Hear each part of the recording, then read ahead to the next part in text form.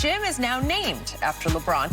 And during one of the games, the arena announcer hinted that Bronny got a favorable foul call only because of his name. LeBron took offense to the statement and confronted the announcer mid-game. So, Shannon, was this out of bounds for LeBron to confront the announcer during the game? What'd you make of it? No, because the announcer's job is to provide a commentary of the game, not an editorialization of what he thinks transpired. The only reason he said that because he said that Bronny got a call because of his dad. Well, you said what the hell you said only because of his dad. Because I'm sure there are other guys. I wonder how many times the Barry brothers had to go through that. Oh, you only got that call because your dad was, you know, Rick Barry. You don't do, come on, Skip. The Barry son. Yeah, the Barry son. Skip, you don't do that. Nobody said, oh, Grant Hill only got that because his dad was Calvin Hill. His dad was an NFL player. You don't do that. That's a kid. LeBron James Jr. understands that that name is a blessing and a curse. I'd say.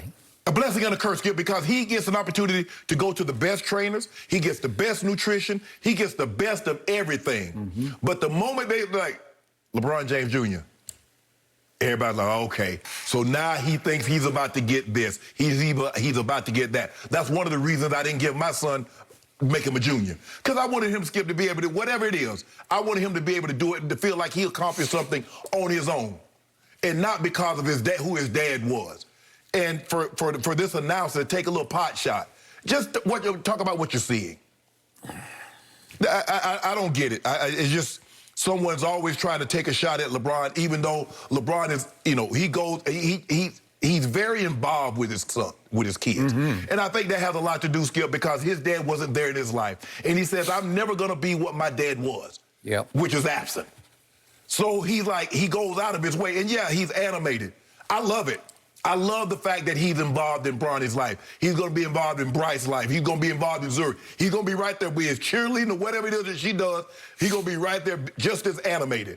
But I thought it was a cheap shot on the announcer to frame it like this.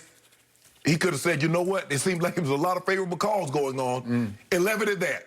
We've heard him say that, Skip. Oh, when Michael played, that seemed like that's a home cooking call. But to take it to where he took it, I don't agree with that. And LeBron, I believe, was well within his right to step in and say, bro, that was unnecessary. So you were good with him stopping the game to go confront the guy? Yes. Okay. So let's start by framing this with what it was. This was an exhibition AAU basketball game being played back in LeBron's stomping grounds, where it all started in the gym at St. Vincent St. Mary's in Akron. The gym that Bron built. He made it famous. He made it famous. He put it on the international map.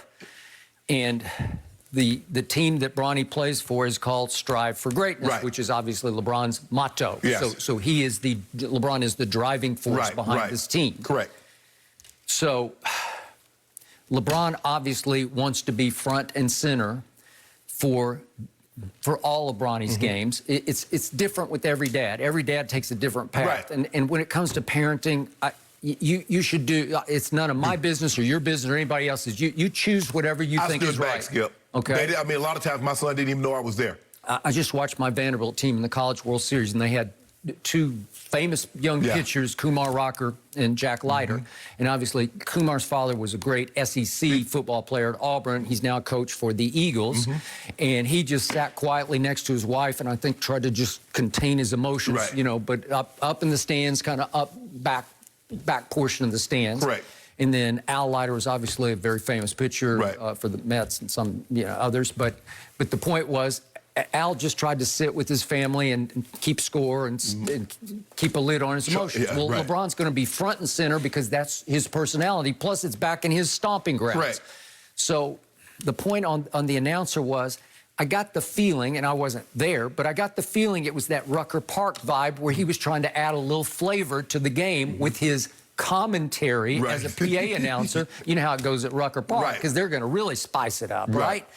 And I do think he went completely over the edge to suggest that Bronny got a call because LeBron was in the house or that he's LeBron Jr.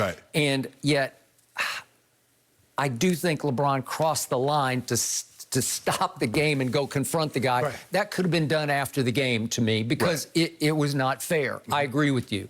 It's not fair to the kid. You can argue it's fair enough to LeBron because he's a grown man, a professional, you know, with the face of the NBA. Right. And yet I would have hoped LeBron would have just given it one of these at the guy, you know, just scoffed at it or rolled his eyes or shook his head or whatever, instead of stopping the game to walk down the road to confront him during the game. Right.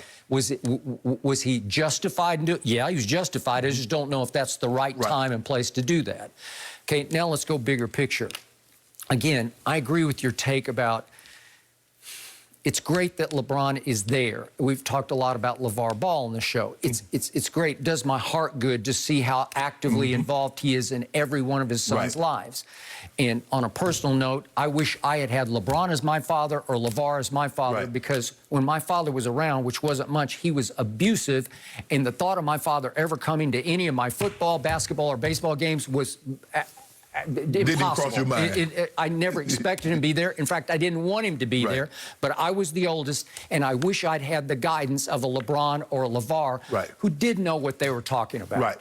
And LeBron's doing great things for Bronny, but after a while in the game Saturday, I started wondering, well, was this more for the father or for the son? Because it was a homecoming. And I'm sure LeBron's heart was just exploding with old memories of what he did in that building to the point where he couldn't contain himself. He had to get on the floor at halftime and show Bronny some moves, you know? Skip, that's how my brother was. When I would come, I'm 3 years younger, so he was off in college, and he would come back, we played a basketball game. He would come down and say, well, I think this is what you need to do. This is how they're playing you. This is what you need to do. We run track meet, Skip. He would come out the stands, and or he was like, okay, on the triple jump, you need to either come forward or you need to move back. And I'm sure, and obviously he was not the known player that LeBron James is. But for those who don't know, Sterling was a great football player, and he would be right along with you in the Hall of Fame. He would have beaten you to the Hall of Fame if he hadn't gotten hurt with a disc injury. In his neck. So for me, Skip, to have him there, that was something that none of my teammates had, or very few other, I don't think anybody else that was in high school at the time had a brother that was in college that could tell me things that would help me win a meet or win an event. So for me and for LeBron James to have Skip, I mean, think about that.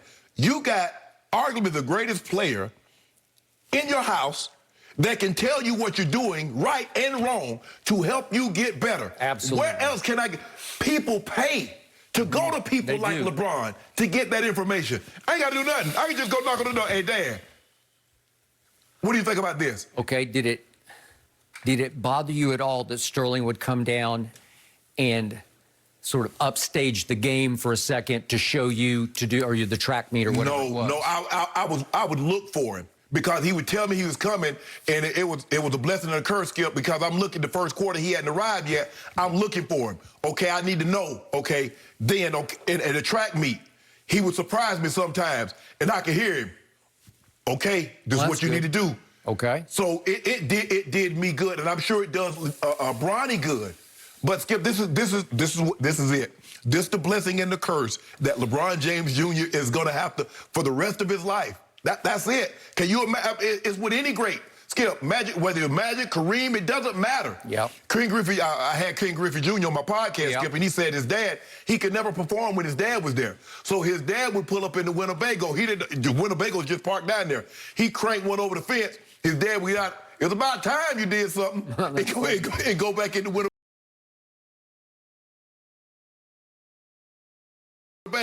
And why couldn't he perform with his father there? Because he has too much expectations. Yes, like, his dad's a major leaguer. I want to do good. I want to do good. His mom, his dad wouldn't even go and say, "I'm just going." He told his wife, "I'm not going to go to the game. You just tell me what to do." So what did he do? Well, he had 3 homers and a double. He's like, "Why the hell you can't do that when I'm there?" He would just put so much pressure on himself. And so, can you imagine what it's like, Skip? To play in front of, I mean, all the kids get excited. Man, LeBron at my game. I'm in the same house as this guy every single night. Drake come to my game. This guy comes to my game. It's different.